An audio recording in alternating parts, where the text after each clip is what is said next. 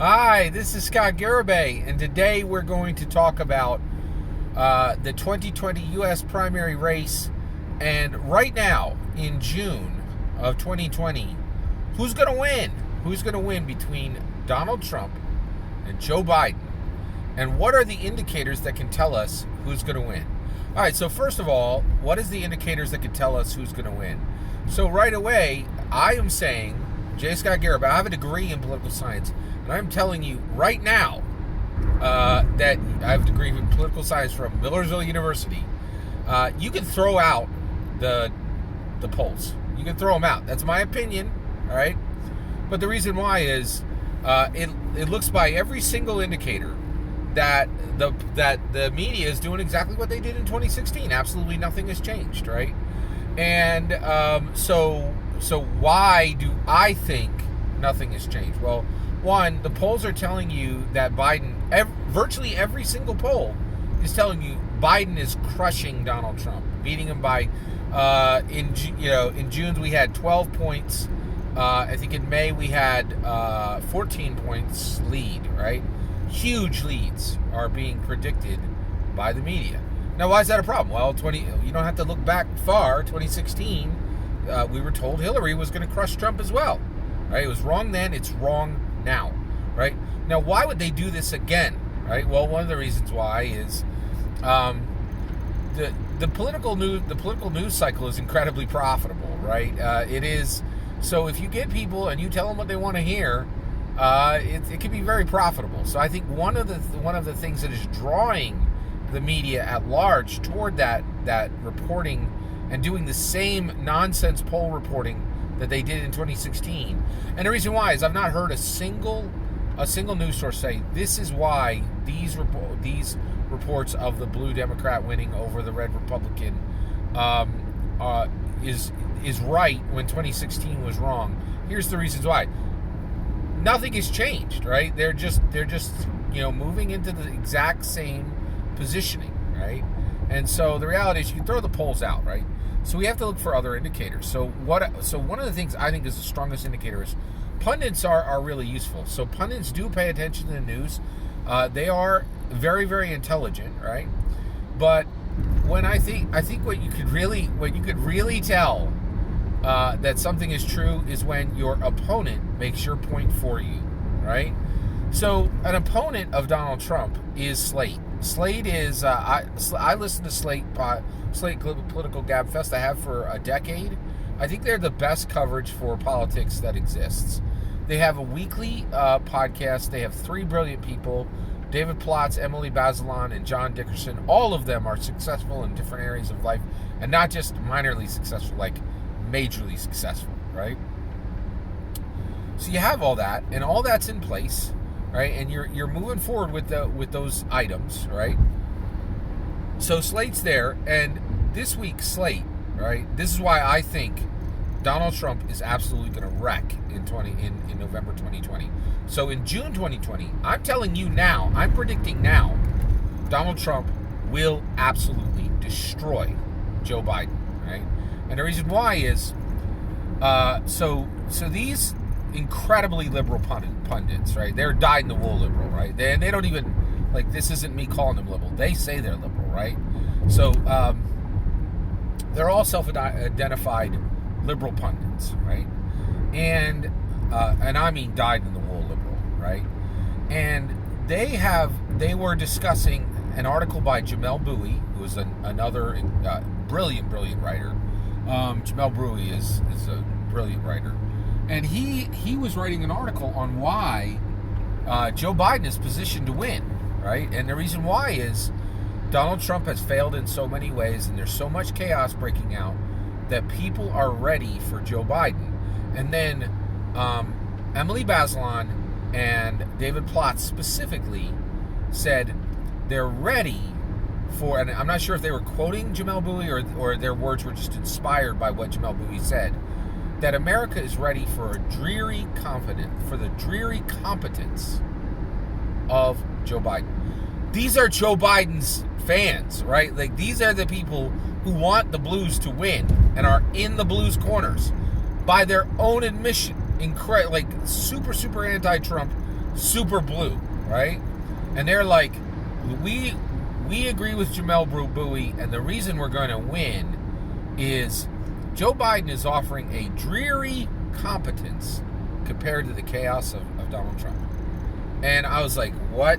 Like, are you guys aware of what America is? Now, everybody I'm talking about here, Emily Bazelon, David Plotz, and Jamel Bowie are all brilliant, right? But they also desperately want to believe that the Blues have a chance in November, right? And honestly, I'm a data guy, right? So one, I know that the polls are crap, right? Like I personally, actually, it's my opinion. The polls are junk, right? They're just like it's anybody who's paying attention to polls. It's like picking through trash. What is the point, right? Nothing has changed from 2020, right? Those polls are no different, right? It's clear the Trumpers are misidentifying when they're being polled, right? They're avoiding the pollsters. Or they're just flat out lying to the pollsters, right? We already know that the silent majority is the silent majority is an absolute reality, And I also just want to take this chance to remind everybody, I didn't vote for Trump in 2016. I have absolutely no intentions of voting for Trump in 2020. I don't want Trump to win. I'm just telling you the way it is, right? And the idea that these blue pundits would think that a dreary competence is what's going to defeat Donald Trump, what the heck, right? Like, no dreary competence is going to defeat Donald Trump. Donald Trump is positioned to absolutely wreck Joe Biden, and here's why. Okay, so one, Donald Trump is failing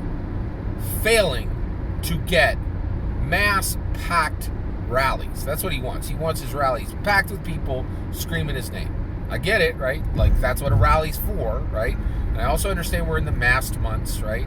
But Donald Trump's like, I don't care about, like mass months. I need to win an election. And he's going out there and he's literally rallying his base, right? And he's failing to do it. And the reason why is people are like, I would rather not get a pandemic, would not rather contract that, so maybe I'll stay home, right? Totally logical, right? So Trump has done 3 rallies at this point, right? So here's how they break down. He had one rally with 6,200 people, another rally with 3,000 people, and then he had a certain number at Mount Rushmore, and that was on like July 4th, right? And that served as a rally. It wasn't actually a political rally, but it served as a rally. So and the press has been reporting, nobody's showing up. These are very small numbers, right? So Donald Trump is failing to get these rallies to spark and to just actually pack people in, right? What is Joe Biden doing? He's not rallying anybody, right? He's sitting in his basement, rallying no one, right?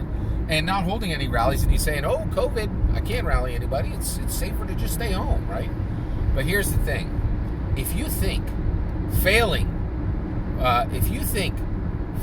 to succeed is going to be defeated by failing to try, Joe Biden is not even trying to rally his base. He is not even trying to rally his base. He is not even trying to rally his base. If you think that failing to try is going to defeat failing to succeed, you ain't paying attention, right? Logic still exists. The rules of this world are still in place, right? And Donald Trump is absolutely going to destroy Joe Biden in November 2020. Why am I taking the time to tell you this? Well, I have a very genuine, real reason to tell you this. So one, I don't like this news. I don't like the fact that Donald Trump is going to be president in 2020. Now, I'll tell you right now, I really wouldn't like the idea of Joe Biden being president in 2020. We don't really have any good options. It's not the lesser of 2 evils. I don't think either one of these men is evil, right? But it is not, there are no good options on the table, right? So with that said, why am I taking the time to say this and make sure people know? Well, I watched and I remember, it is not that long ago, people. Excuse me. In 2016, I watched as literally millions of blues were absolutely stunned, just stunned, when they had been assured by the media that their blue candidate would win, when their candidate was absolutely destroyed by Donald Trump, and they went into spiraled depression. I saw no less than half a dozen of my connections, my personal friends who I knew face to face, my online friends who I'd known for years, go into personal depression spirals. And it was bad. I mean, just people reacting in all kinds of different ways, and it was shocking, and it impacted their lives deeply. I do not want my blue friends this time to be stunned and shocked when Biden is utterly destroyed by Trump. I would much rather them understand now that failing to try never defeats failing to succeed, right? So by every single logical metric, and again, believing 2020 polls, when 2016 just showed us that they're not reliable and nothing has changed, and none of the media sources have given any real reasons why these polls are more reliable than what we saw in 2016, then and please correct me if I'm wrong. Throw it down below. I'm more than willing to listen, but I think I'm right on that, right? Then the reality is we're setting up a dangerous situation where people could be, their lives are genuinely impacted by these traumas, these political traumas, and I want to avoid that. I want people to understand. I don't want no one to be shocked when Donald Trump, by every single logical metric, is going to utterly wreck Joe Biden. Joe Biden has done nothing to win this election. In fact, he continues to do many, many things. So one, he's a Punxsutawney Phil candidate now, pops his head up every now and then, talks to whatever super sweet, kind, patsy they put in front of him. He almost never put him in front of any real journalists or anybody who's going to push or press against him, right? Yeah, and the reason why is I think he's incredibly brittle at this point, right, politically. And so, and Donald Trump is out there, and he is driving toward the goal. Anyone paying attention can tell that Joe Biden is not driving toward anything. Where's the VP list, right? Where's the VP announcement? Nowhere to be seen, right? It's crazy. So don't be shocked when this happened. I'm sorry to bring you this news, but this is very real. All that's my opinion. I'd love to hear your opinion. If you think I'm wrong, let me know in the comments below. If you think I'm right, I'd love to hear that too. Please consider liking and subscribing, and have a wonderful millennium.